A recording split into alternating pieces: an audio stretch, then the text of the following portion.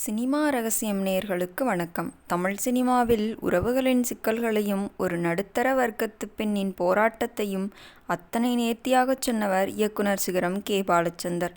அவர் இயக்கிய பல காவியங்களில் அவள் ஒரு தொடர்கதை மிக முக்கியமானது. இந்த படத்தில் இடம்பெற்ற பாடல்கள் ஒவ்வொன்றும் ஒரு கதை சொல்லும். குறிப்பாக தெய்வம் தந்த வீடு பாடல் இன்று வரை பலரது வாழ்க்கையோடு ஒன்றிப்போன ஒரு தத்துவ பாடல். 1974 வெளியான அவள் ஒரு தொடர்கதை திரைப்படத்தின் உருவாக்கம் கவியரசர் கண்ணதாசன் MSV கூட்டணியில் பிறந்த அந்த பாடல்களின் பின்னணி மற்றும் இந்த படத்திற்காக கவியரசர் வடித்த வைரவரிகளை பற்றி விரிவாக பார்ப்போம்.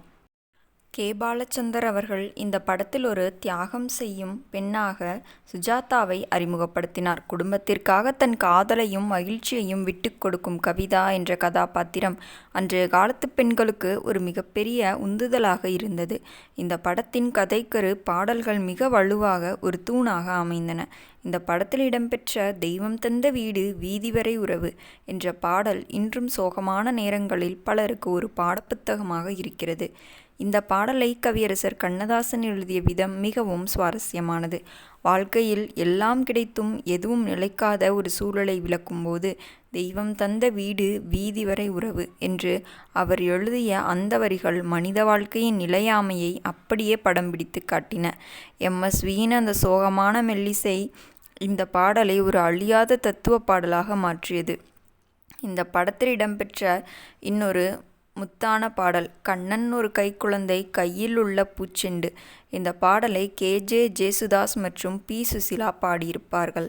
கவிஞர் கண்ணதாசன் இந்த பாடலில் கிருஷ்ணரை ஒரு குழந்தையாகவும் காதலனாகவும் வர்ணித்து எழுதிய வரிகள்.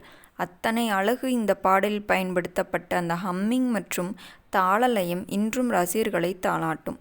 நடிகை சுஜாதாவின் உணர்ச்சிகரமான நடிப்புக்கு கண்ணதாசனின் வரிகள் கூடுதல் பலம் சேர்த்தன.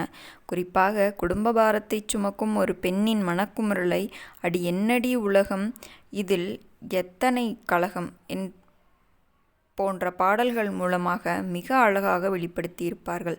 கவியரசருக்கு ஒரு கதாபாத்திரம் ஆழம் தெரிந்திருந்தால்தான் அவரால் அந்த சூழலுக்கு தகுந்த வரிகளை வழங்க முடியும். அவள் ஒரு தொடர்கதை திரைப்படம் வெளியாகி 50 ஆண்டுகள் நெருங்கப் போகிறது.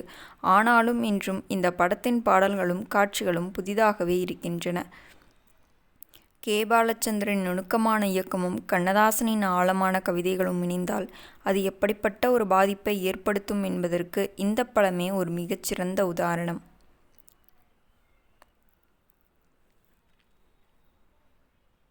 வாழ்க்கை என்பது ஒரு தொடர்கதை. அதில் இன்பமும் துன்பமும் மாறி மாறி வரும் என்பதை அவள் ஒரு தொடர்கதை நமக்கு சொல்லிக் கொடுத்தது. கவியரசரின் வரிகள் அந்த பயணத்திற்கு ஒரு நல்ல துணையாக அமைந்தது.